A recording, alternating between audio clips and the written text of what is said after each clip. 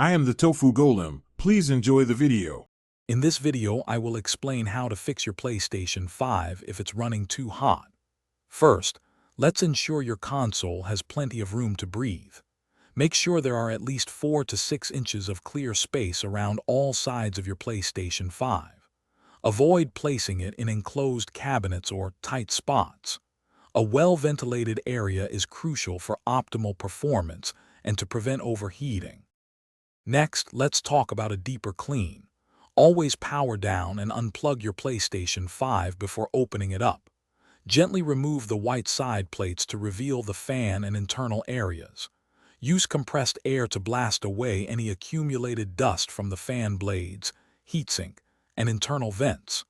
Dust buildup is a major culprit for overheating, so a thorough cleaning can make a significant difference. Environmental factors play a big role. Always place your PlayStation 5 on a hard, flat surface.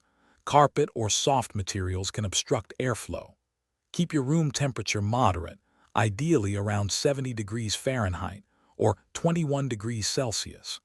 Direct sunlight or nearby heat sources like radiators can significantly increase your console's internal temperature, so position it wisely for cooler operation. Finally, let's consider software and advanced tips. Always keep your PlayStation 5 system software updated. Updates often include performance improvements.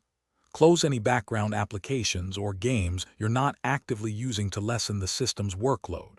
If overheating continues after all these steps, you might consider a factory reset after backing up your data. If all else fails, reaching out to PlayStation support is your best next move. Thanks for watching. Consider subscribing if we helped you today.